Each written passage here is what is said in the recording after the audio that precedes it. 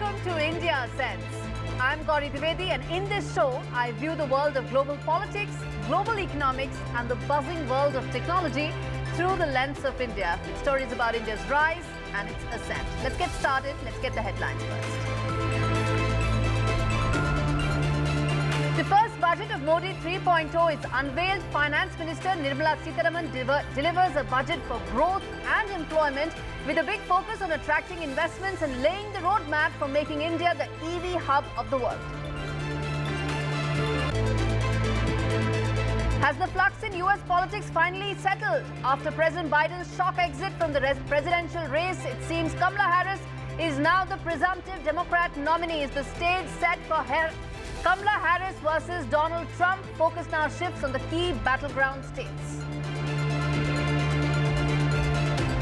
Rout in NASDAQ after the magnificent 7 companies, Nvidia, Tesla, Apple, Meta, Microsoft, Alphabet and Amazon disappoint investors with earnings. The sell-off in mega cap tech companies wipes out over $1 trillion in NASDAQ.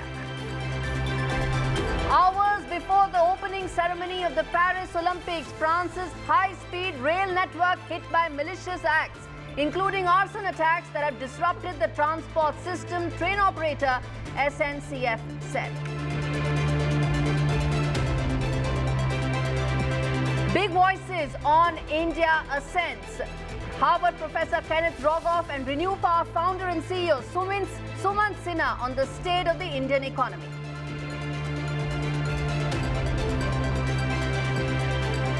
India celebrates Kargil Vijay Divas as Prime Minister Modi led the nation's tributes to its soldiers, marking the 25th anniversary of its victory over Pakistan. Pakistan had attacked India 3 months after it signed the Lahore Declaration in 1999.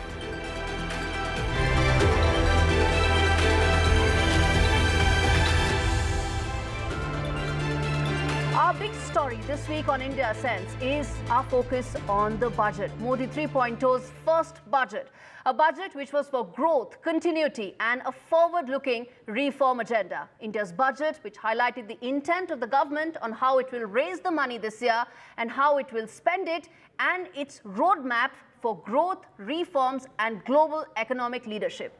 I think there were 4 key highlights that stood out in this budget, and that's what India Sense will focus on. First, the messaging for global investors that India wants them to come and set shop. Second, India has been the world's growth engine. It grew at a record 8.2% last year. It will remain so this year as well. The third key highlight, India, as the leader of the global south, has laid out its clean energy roadmap, which will allow other developing countries to follow suit. And the fourth important takeaway, critical mineral mission that will make India a hub for electric vehicles and nuclear reactors. The global economy, while performing better than expected, is still in the grip of policy uncertainties. India's economic growth continues to be the shining exception and will remain so in the years ahead.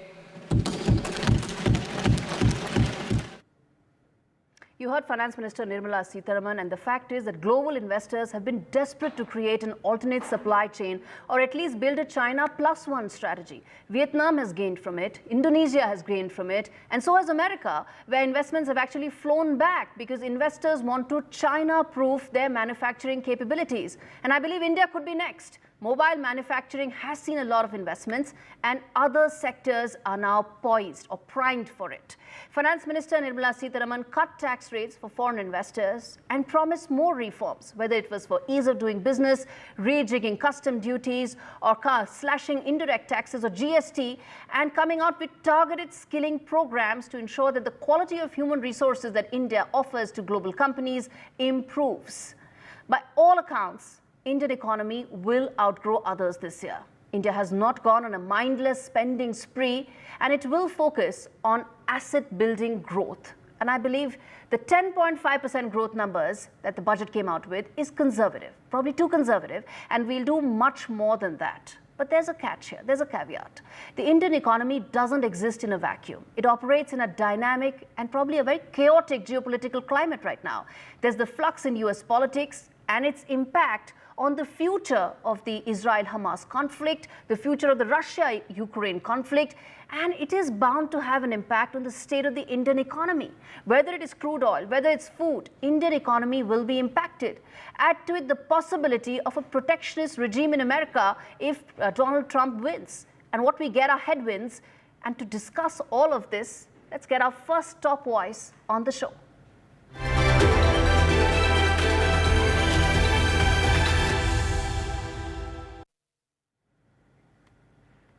All right, the first top voice on the show, Professor Kenneth Rogoff, Professor of Economics at Harvard University, joining me on this show. Thank you so much, sir, for taking out the time and speaking to me on Prime Minister Modi's first budget in his third term. And let me start by asking you this, sir, that the state of the Indian economy, how do you view it? We've done better. We expect more reforms. What is the trajectory that you expect us to take from here on? Well, there's no question that India has been doing well while much of the rest of the world's been slowing down. It has a long way to go, but this has been a good period for India. There's no question. I think the issue is whether the growth can be sustained. How do you, the budget make some steps towards doing that, but how do you broaden the growth from just mainly infrastructure and service exports into other areas of the Indian economy, particularly jobs? What about attracting big ticket investments in manufacturing? Do you see that happening? We've made incremental progress in mobile manufacturing, but do you think that inflection point for India when it comes to manufacturing has come now? Well, I think the challenge for India is that one of the things that's been holding Indian growth back is this tariff wall, which is much greater than really any other major economy in the world, maybe Brazil. So modern manufacturing is very hard to do all in your own country. You have the Asian supply chain, you get parts from different countries. You can try to have a lot of it done in your country, sure, but it's hard to have all of it.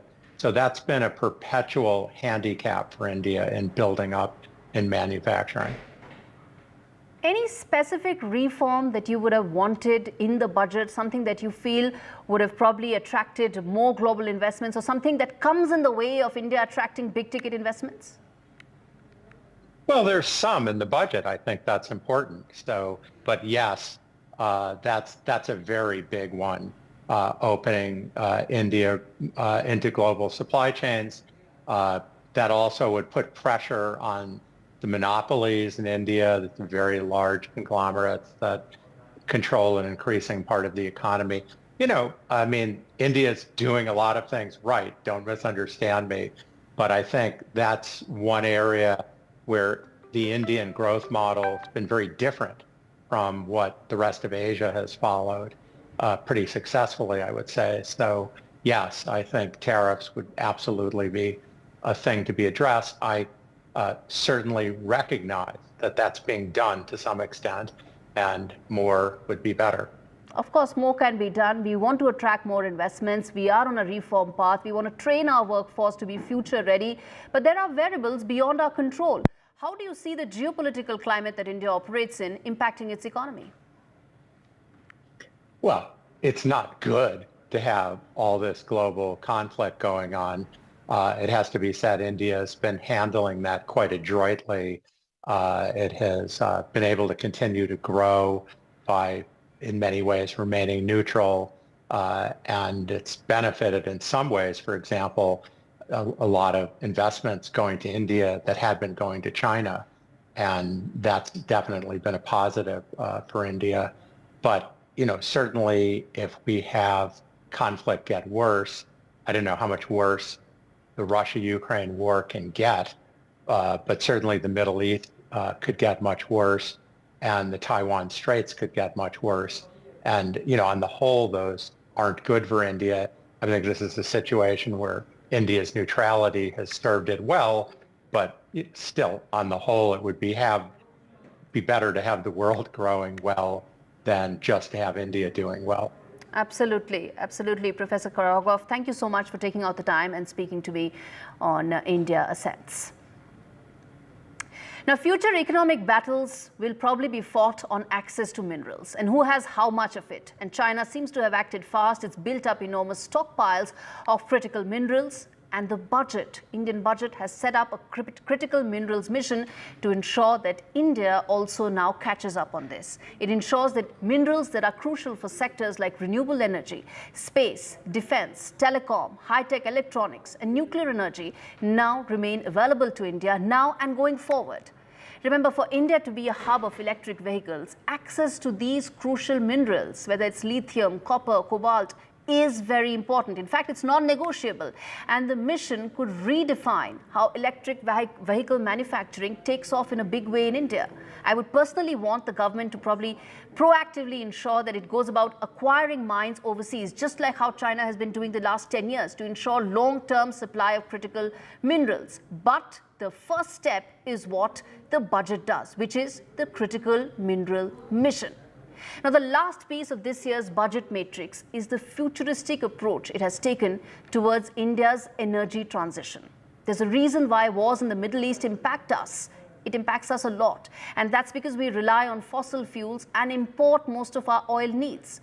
To reduce this unsustainable reliance and to champion the cause of the move from fossil fuel to renewable, for other countries to also follow suit, to set an example for the global south countries, the budget has an important messaging, and that is the plan to develop and create a taxonomy for climate finance. That's a major plus. It will ensure that there's availability of capital for climate transition. Estimates suggest that for India to reach its 2070 net zero targets, solar and wind installations need to grow by 70 times. And you can do that only when you have access to capital, access to climate finance, something that this budget makes a start on. So that's, I think, a very important thing. And to talk more on that, I want to get in our second top voice on the show.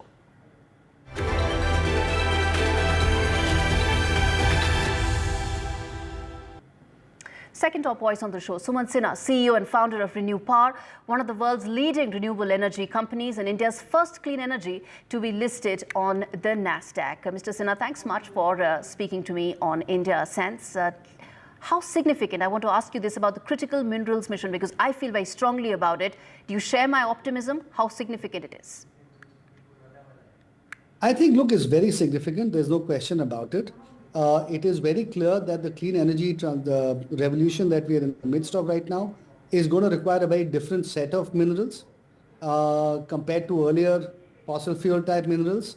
And the sooner we as a country start moving in the direction of being able to get supply security for those minerals, and the more we can look at setting up manufacturing capacity in those areas. And so I'm glad that the government is moving so expeditiously in trying to make sure that we have that kind of procurement policies and so on in place. Now, keep in mind that, of course, China has beaten the rest of the world because they started this process several years ago. Yes. India is at the vanguard of the next set of countries that are moving forward in this direction.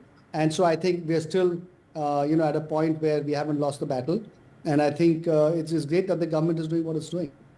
Now, Indeed. how it does it, which countries, and so on, of course, those are things that we'll be discussing with the government and trying to give our inputs to them as well. I think that roadmap will come in some time, but I want to also ask you about the increase in allocations for the Renewable Energy Ministry. It's actually very substantial, probably the only one between the interim and the final budget. How do you see that from an industry point of view, and affirmation and reassurance coming in from the government? So look, I think it just reaffirms the fact, as you said, that the government is in fact wanting to make MNRE, the Ministry of New and Renewable Energy, a very central player in the energy transition in the country. And look, right now MNRE is running a number of different schemes, and all those schemes will require a fair bit of financing. So as I said, offshore wind is something that will require viability gap funding. Then they have the same thing happening, viability gap funding for batteries as well.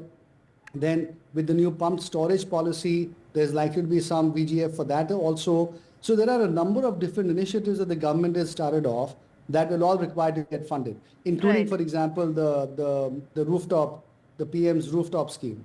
So all of that is going to require more allocation. And I think it's reflective of the fact that our sector, which is the clean energy sector or the renewable energy sector, is becoming a much more central player in India's infrastructure growth and in terms of India's economic development.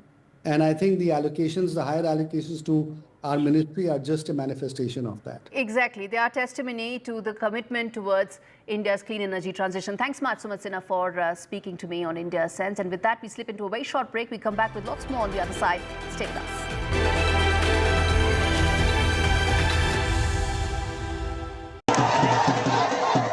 After a great victory by Indian team, and today we are reporting from Mohali International Airport where we are showing these visuals. Arshdeep हमारे साथ हैं. The performance सही सारे दी थे बढ़िया results मिले. We are in the city of Kanpur today because they have their champion back home, Kuldeep Yadav. Desperation for each and everyone to go there and win the World Cup, and we did it.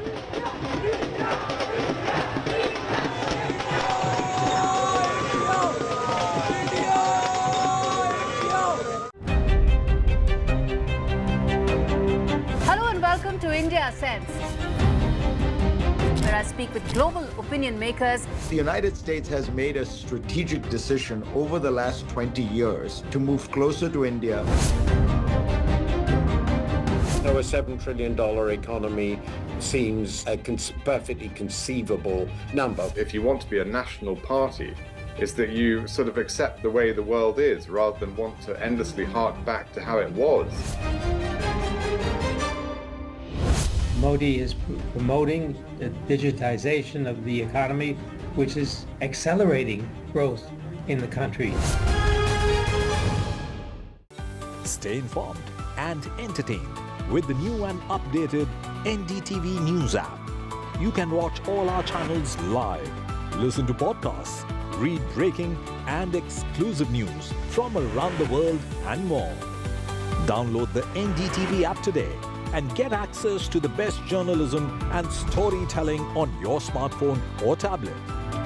The NDTV app. News that matters to you. Some people say the metaverse will only be virtual. One day this lecture hall will be made of code, and driverless cars would be trapped in intersections.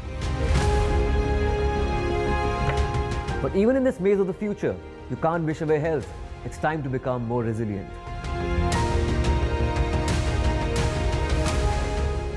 10 years of Banega Swasth India, we have grown and achieved so many milestones.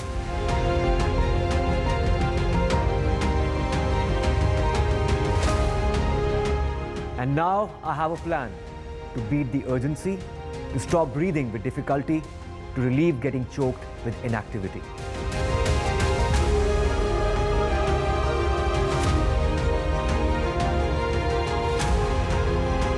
Energize our government, our environment, our society, and ourselves. Everyone, everywhere, every day.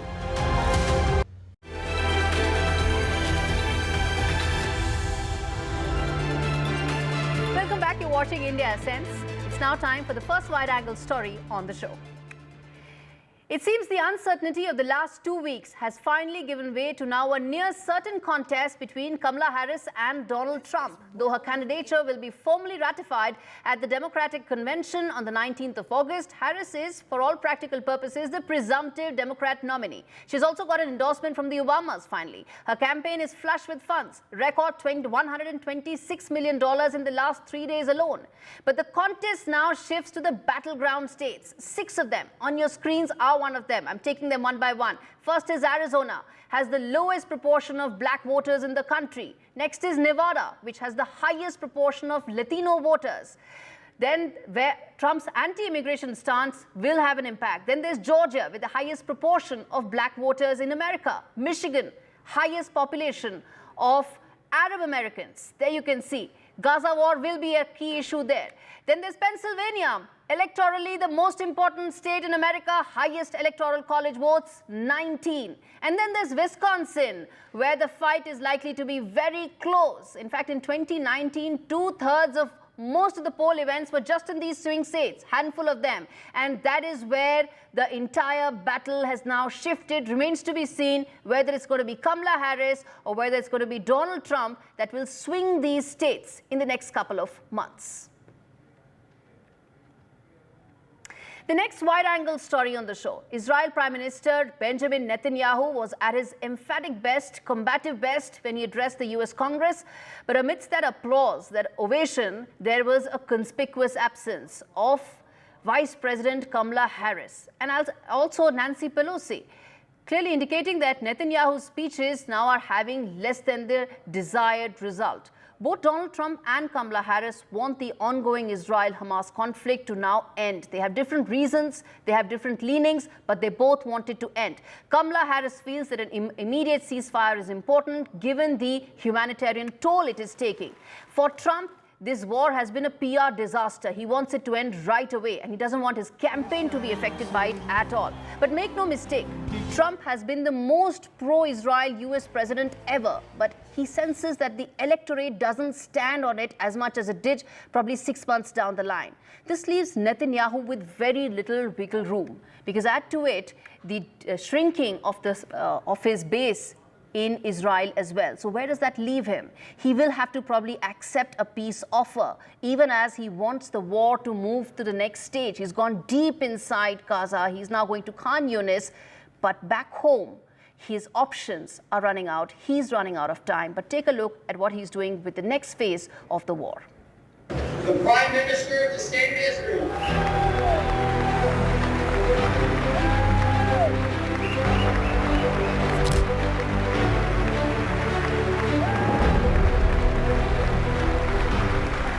Hours before Netanyahu's fourth address to the US Congress,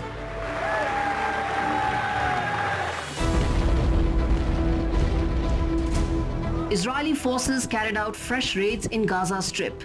The attacks affected homes and towns in the eastern part of Khan Yunis in the southern part of Gaza.